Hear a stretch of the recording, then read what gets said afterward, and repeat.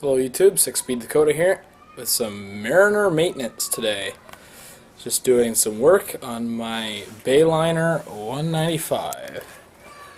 There it is right there. Just gonna put her up for the winter time. So some supplies you might need. You need 5 liters of engine oil. In this case is a Mercury 25W40. The extra liter here. This is gear lube. You need 2 liters of it, and it must be the high performance for the leg. If you get an outboard, you can use the cheaper stuff. And a new oil filter. And finally, you got water separating fuel filter. You got to make sure you replace this every year. This is very important to replace.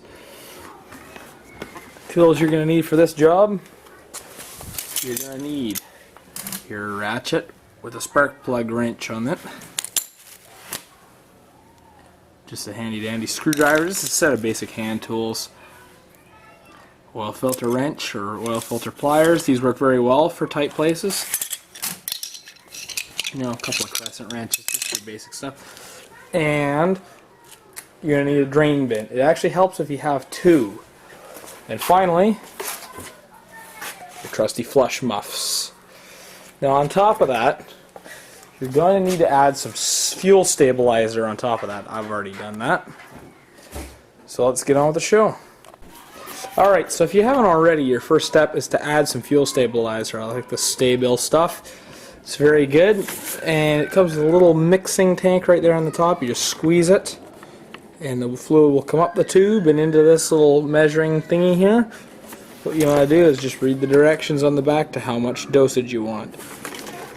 It's okay to overtreat, do not undertreat, or you will have trouble starting in the springtime. Alright, your first step is to get whatever it is that's obstructing the motor out of the way, which in this case was this piece of plywood here that serves as the backrest. And also beware of the tower. It hurts when you hit your head against it. Second step is this water separating fuel filter here, down on all the turnkey start motors. This is a Mercury 4.3 liter GM engine.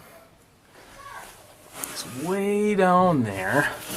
I've already gotten it loose. You might want to wear some gloves because this can get messy. Just be careful. It's going to stink a little bit. You can't really get a container underneath it.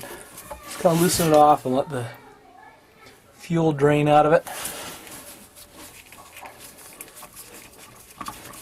Just kind of pull it off gently.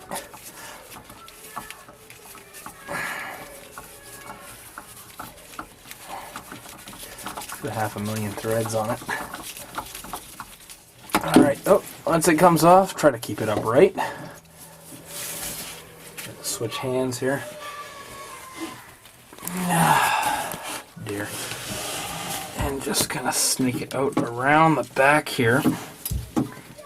You may just have to dump it. Oh, there we go. Camera right out, and there she is. Drop that in my little sour cream container right there. We'll leave that out of the way. Alright, then your next step is to take your new fuel filter, put a little dab of oil around the O-ring, just enough to wet it just a little bit, and fill it up with fresh, clean, stabilized gasoline to make sure that you can get that all the way up into the carburetor. If you just put fresh gasoline, you can run it for, you're going to be running it for a long period of time to try to get that back into the carburetor. Now I'm going to just switch hands here. And it's just basically a reverse of the removal. Just going to slide that little guy in there. Oh, there it is.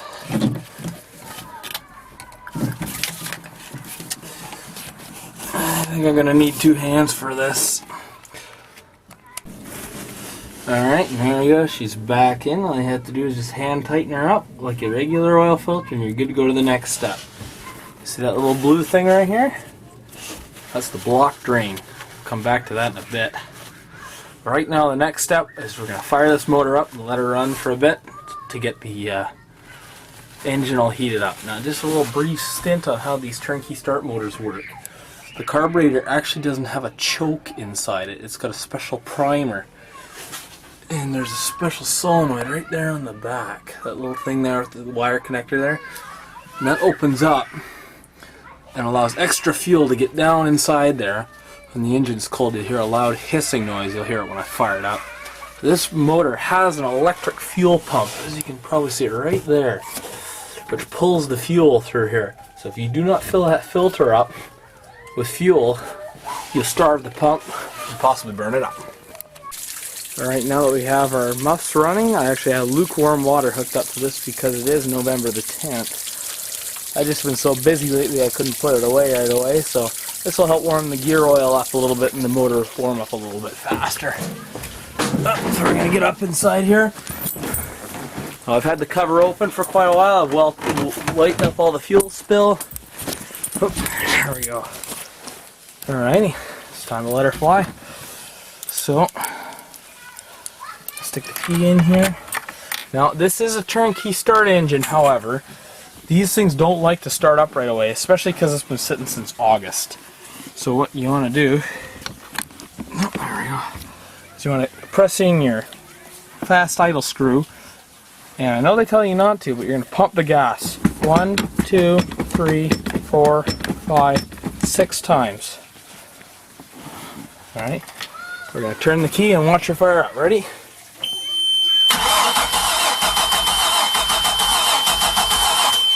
A little on the cold side. Pump the gas just a little bit more.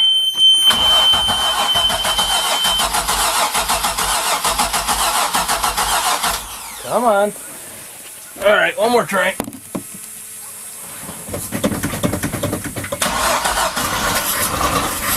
Go. Come on.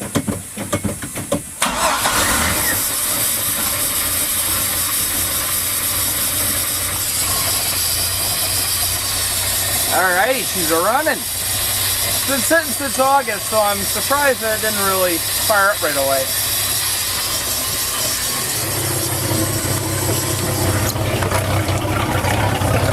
Get underneath and check. The water's coming out. The water's a little bit warm, so I'm going to go cool it down. What we're going to do is we're going to let the motor run until it's at operating temperature. Now you hear that hissing noise. That's the primer inside the carburetor open, giving the engine more fuel so you don't have to run it at a fast idle. Alright, we'll be back when the motor's fully warm. Alright, one last thing I forgot to mention. Once you got your engine going, take your leg, make sure that there's nothing in the way of it. Now put it in forward gear, just let the prop spin.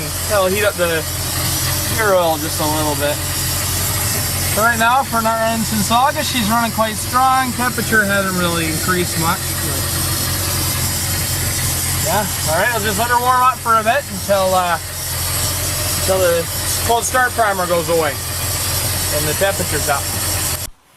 Alright, so the next step is we're going to pinch off this little hose right here. Now what this does is this leads the drive lube monitor here. This is good gear oil in there. It's never been on the leg. It's a little bit low, but I'm going to change it out anyway. But you want to save as much of this in this bottle as you can. So you follow this little line back here. It goes underneath there beside the carburetor.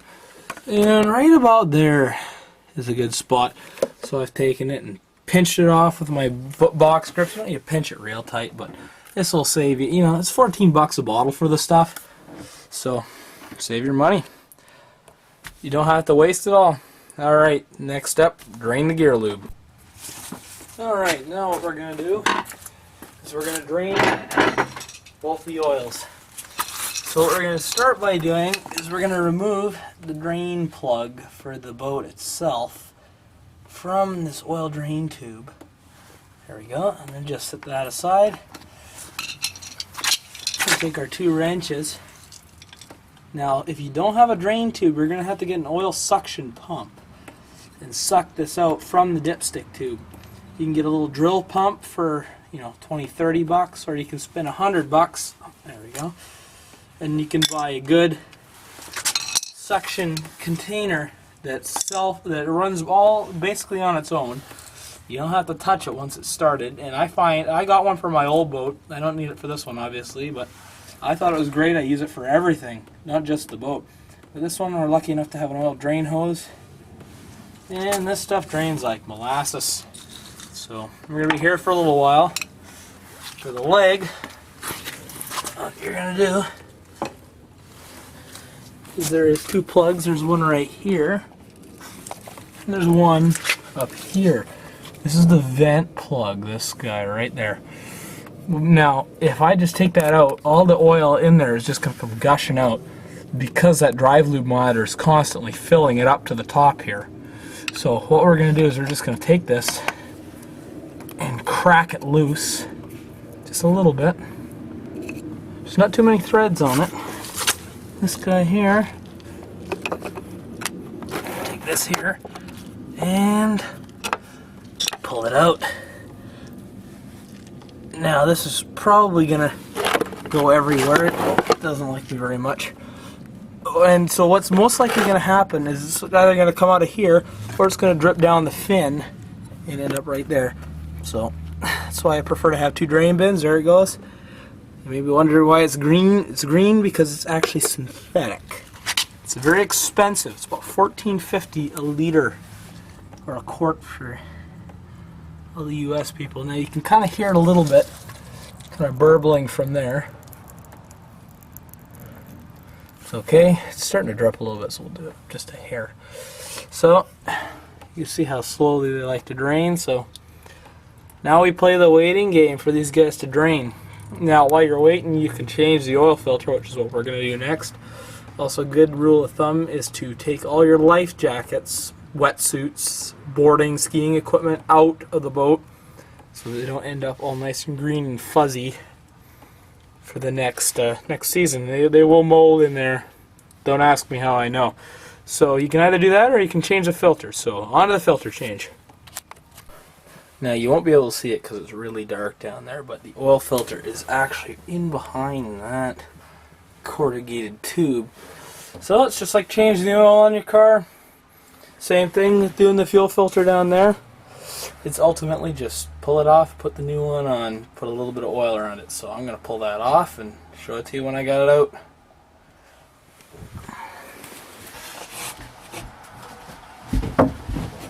Now this is just a standard GM truck filter for this motor. I don't know about the 5-liter engine, but oh geez, it's way underneath there.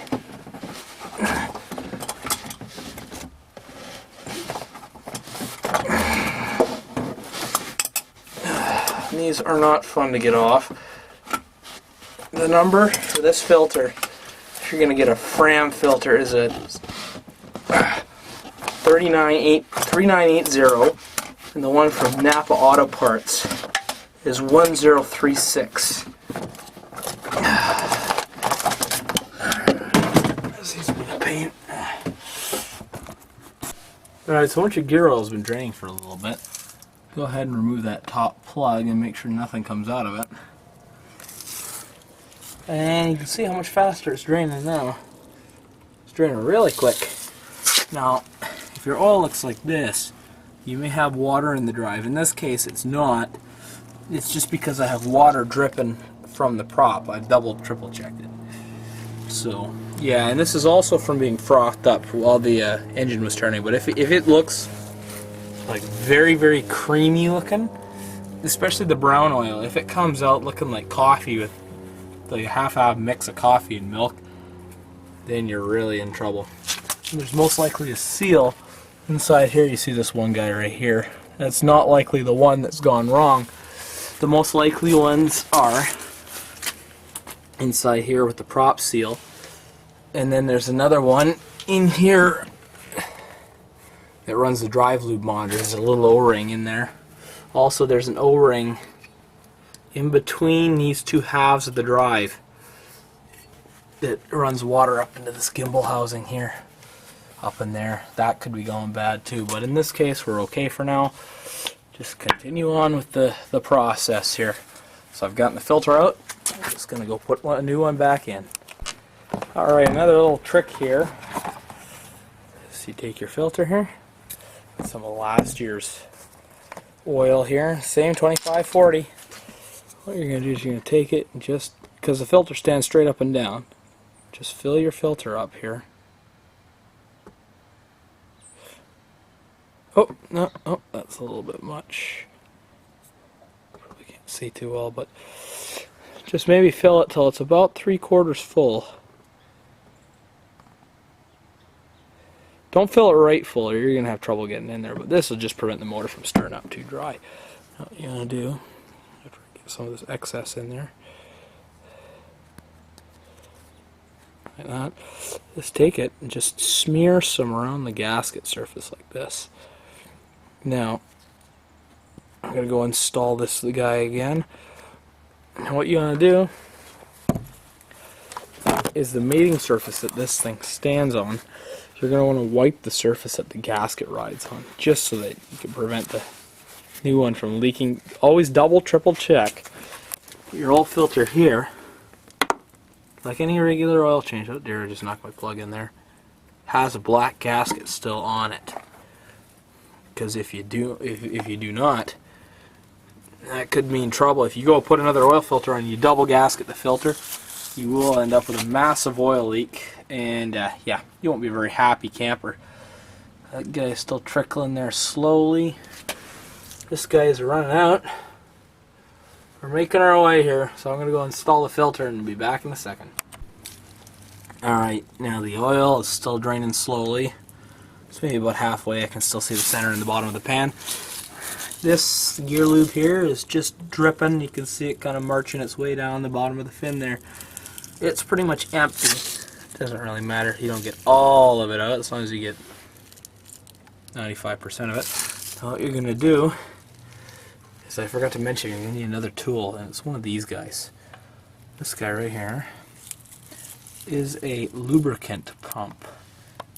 No, I love these things. You know, I use it for everything, filling up diffs on my truck, my transfer case, transmission. Pretty much you name it, everything. It serves much more of a purpose than just for the boat. Now it has this little screw-in end here. Now what you want to do to that is you want to screw it into that hole underneath there where all that gear lube is coming out. Alright, so let me put the camera down here. Uh-oh. Oops. Alright. Just like this. Now make sure that your O-ring seal here is still on the plug.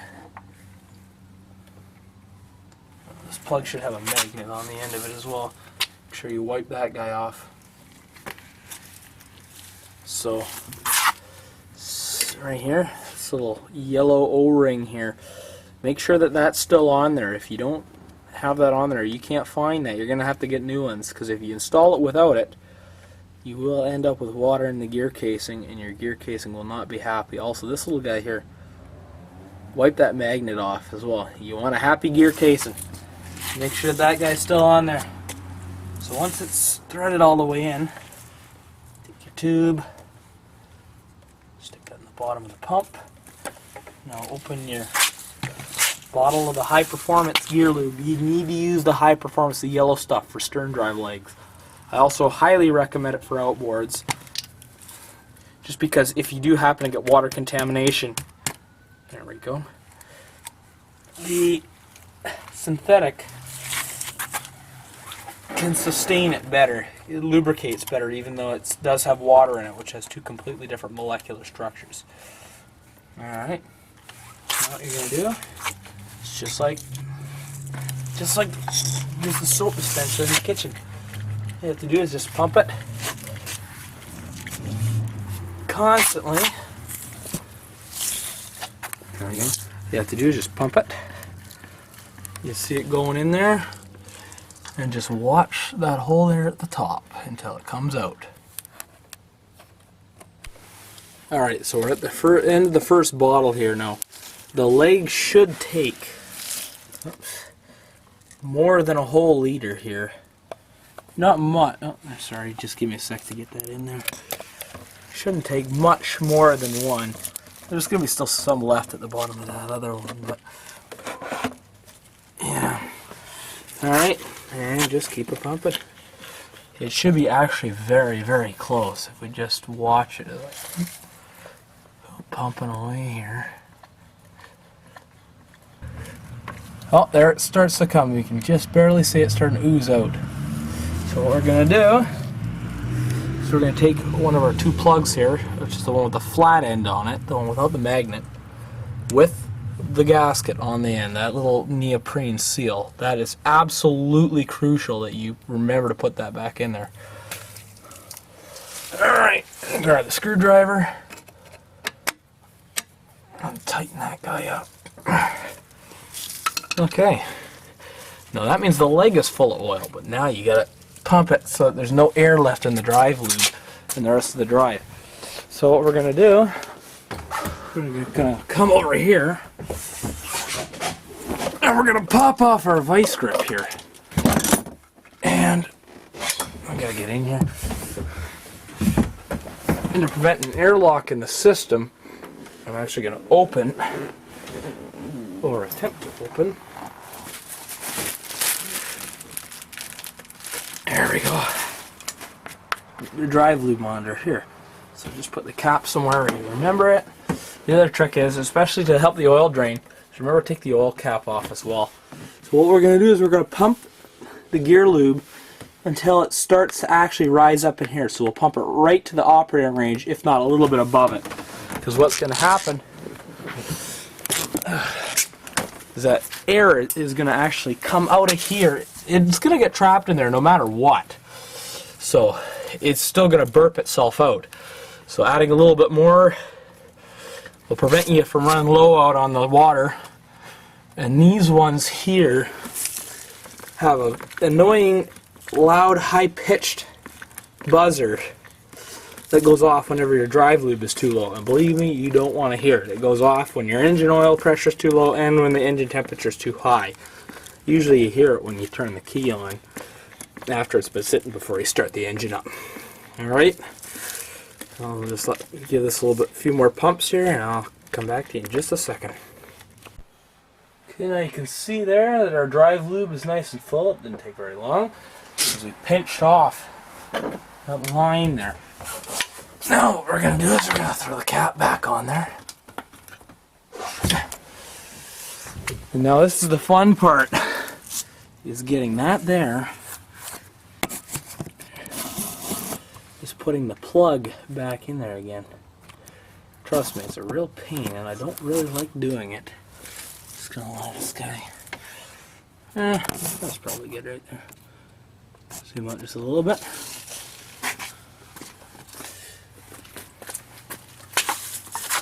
Alright, there's no real finesse way of doing this. So basically you just gotta be quick.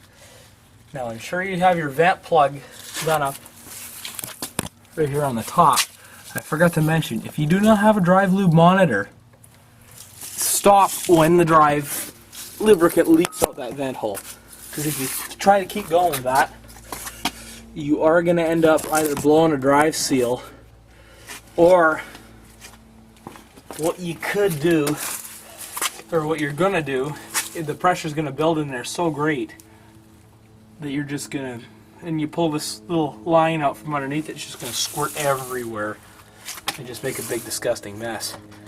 So, and this stuff's very goopy and thick and smelly. If you get it all over you, the wife or mother or whoever is not going to be too happy with you. So what I like to do is just have a screwdriver on hand, get this guy loosened enough to where it's loose, but I'm still holding it in there. Like this, you'll start to see it come out. You basically just stick the thing in there. Oh, there it goes. Tighten it up. Once again, there's no real good way of doing this. It usually just goes everywhere. Another tip, make sure you got a rag on hand. Always very helpful to have that. Alright, so we're just going to tighten this guy up and make sure that your yellow neoprene seal was in there too. So that's the other reason why you want to overfill your drive monitor just a bit, is because when you pull that plug, it'll basically go everywhere. Now what you want to do for a leg that doesn't have the drive lube monitor is when you're done, You want to get a pointed nozzle like you get on a typical gear lube bottle. And what you do is you put it on the end here, undo this vent plug again, and just pour some in there. Just squirt some in there, and that'll really help it. So that just until it comes level with the top. All right, my battery's starting to die here, so yeah, on to the next step.